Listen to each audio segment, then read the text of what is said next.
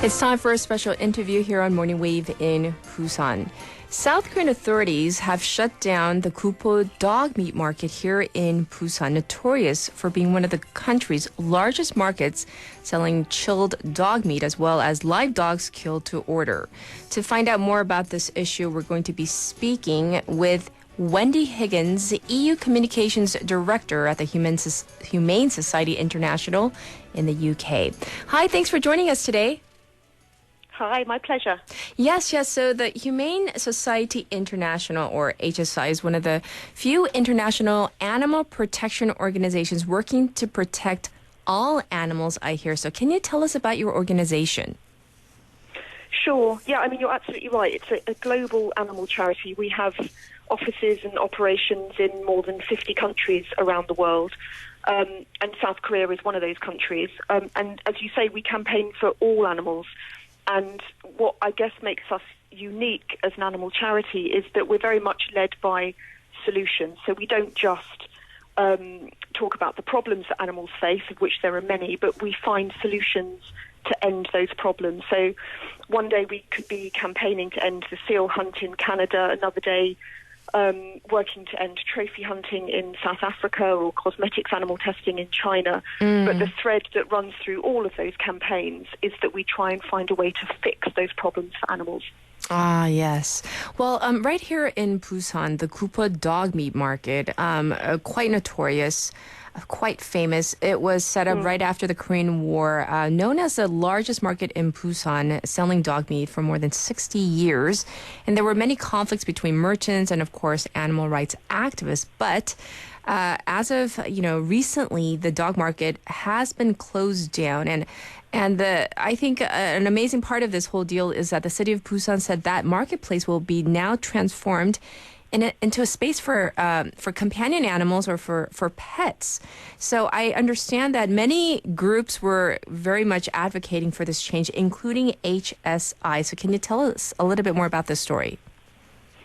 Yeah, I mean, this campaign has been going on for a long time, and many organisations within Korea have been campaigning for the closure of Gookpo Market. And so what we've seen most recently over the last many months, the Busan authorities, and I really must credit them, they worked incredibly hard to negotiate this closure. They brought in HSI Korea and also our partner groups, Korea Animal Rights Advocates, the Korean Animal Welfare Association and Busan KAPCA. Together with HSI, we were standing by to rescue more than 80 dogs who were left in Gookpo Market after the Busan authorities negotiated that closure. But previous to that, there had been many years of other organisations in Korea, I have to say. So I think this is a real success story of Korean animal protection organisations, but also the first time we've really seen a local authority from beginning to end negotiate the closure of the market, a complete end to the sale of dogs and dog meat. And as you say, the transformation of what was once a very sad sight of suffering will now have a happy ending for everybody with a public park. Yes. Well, I'm very curious, and I'm sure some of our listeners are curious too. You mentioned more than 80 dogs that were rescued. Do we know, or do you know what might happen to them? Are they going to be adopted out? Are they going to be put into rehab? Anything along those lines? Yeah, certainly the intention is adoption, and HSI Korea has, for the past many years, been working with dog meat farmers to close down their establishments, and we've rescued and adopted out more than 1,800 dogs, mainly in the US and Canada, also some here in the UK and some in the Netherlands. So we have many, many success stories because, after all, these dogs that are unfortunate enough to have found themselves on dog meat farms are no different from the dogs with whom we share our homes and our hearts and our lives. And these dogs at the moment are resting up and receiving care. And our partner groups in South Korea will try and find homes for some of the dogs, but most of the dogs, HSI will fly to our temporary shelter in Canada, and they'll eventually find homes for them in Canada and the US. And at the moment, HSI is helping the local partner groups with the cost for boarding the dogs, but eventually their happy homes, we hope, will be found in North America. Right. I need to ask this question just to play devil's advocate. Someone might argue, well, what's the difference between, consuming dog meat versus eating a beef, having a steak?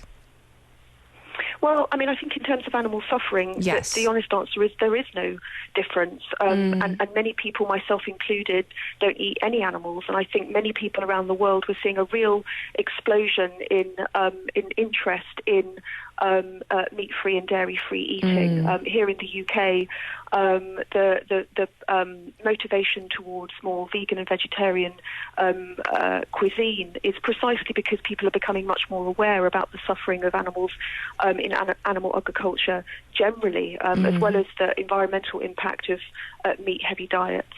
I think that, around the world, HSI shines a spotlight on the suffering of all animals in the food industry, and that's, pigs and cows and chickens no differently. What I find really exceptionally interesting about the campaign to end the dog meat trade across Asia, we work in South Korea and China and Indonesia and India, is that the real motivation for that campaign comes from people within that country themselves. The most dedicated campaigners to end the dog meat trade that I've met in South Korea are Koreans. And so really all that groups like HSI are doing are enabling and supporting those efforts that are actually happening on the ground.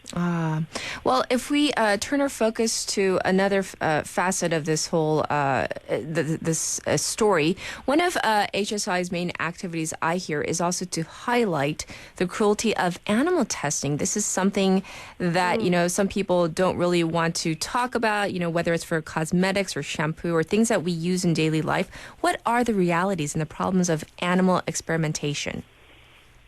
I think it's really shocking, the volume of animals that are used in animal testing, and I think that people are generally unaware. There's an estimate of about 115 million animals around the world are used in laboratory experiments, and that's everything from mice and rabbits to dogs and primates. And they're used in a range of ways: product testing, that's usually toxicity or poisoning testing, and that's for the products that we use every day, like cosmetics and household products, paints, chemicals, and then there's medical research. And the use of animals in medical research has often been used as a reason to kind of excuse the enormous suffering that is caused in laboratories. And I think what's heartening about our campaign is that more and more people within the scientific community themselves, physicians as well as bench scientists, are being far more vocal about the fact that really animal experiments are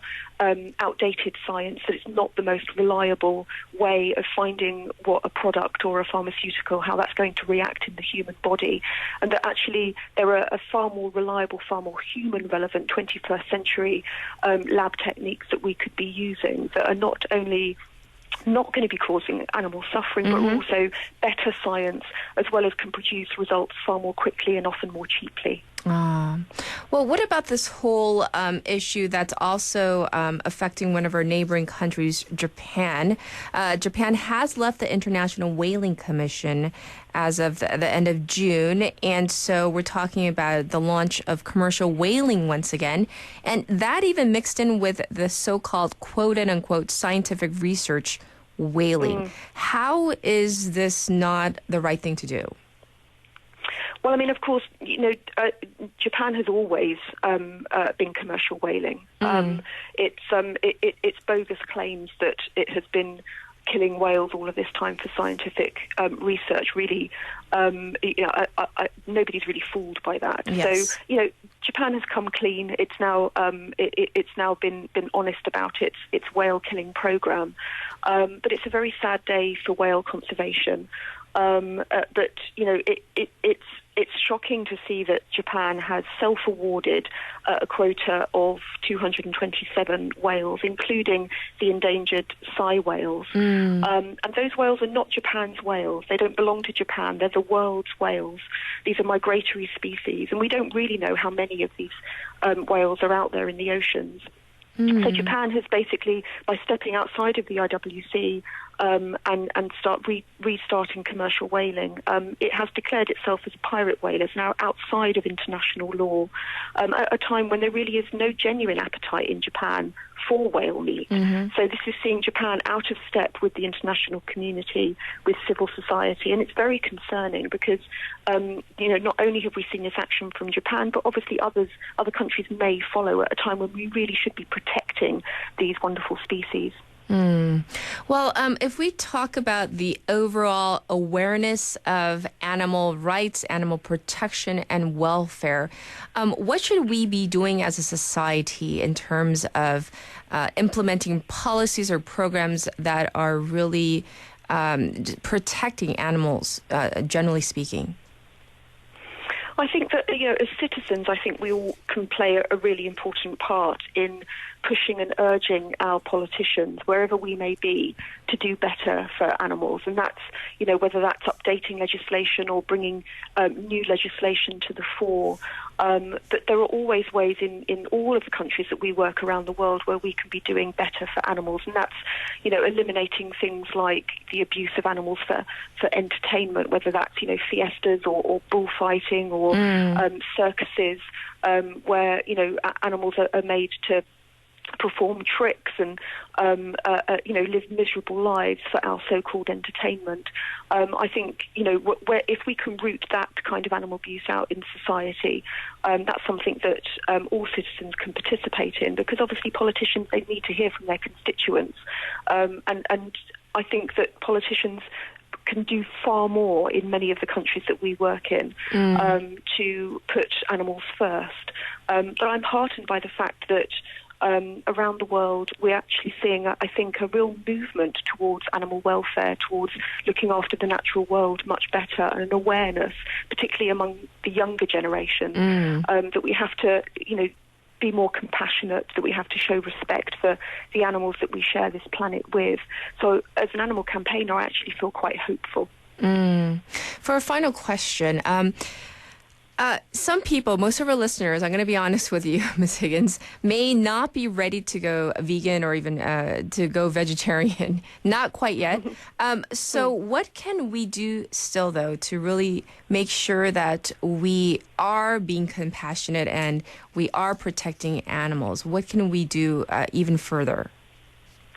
Well, at HSI, we fully appreciate the fact that, the world isn't going to go vegan or vegetarian overnight. Yes. But that doesn't mean that you can't do something. One of the most popular programs that we run around the world is the Meatless Mondays program. So, you may not be ready to transform your whole diet, but you could be ready to try just going meat-free just for one day a week. And actually that can make an enormous difference. That can make an enormous difference to animals suffering on factory farms. It can also make an enormous difference to your nutrition and your health and obviously the environment. So that's something pretty easy that we can do. Just put more plants on plates just one day a week. We can make sure that, instead of going to a pet shop to buy a dog or a cat, if we want to introduce a dog or a cat into our family, that we go to a shelter and give a home to an animal that has been abandoned. Yes. That's something, again, that's really quite simple that we can do, but it eliminates some animal suffering. Call out animal cruelty and animal suffering when we see it.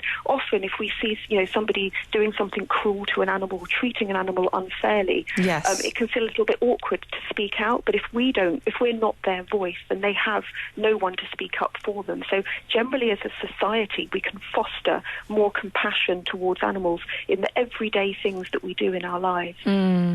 Well, thank you so much for giving us your perspective and, of course, a lot of information for our listeners today. So thank you so much for joining us. Thank you. Once again, this was Wendy Higgins, EU Communications Director at the Humane Society International in the UK.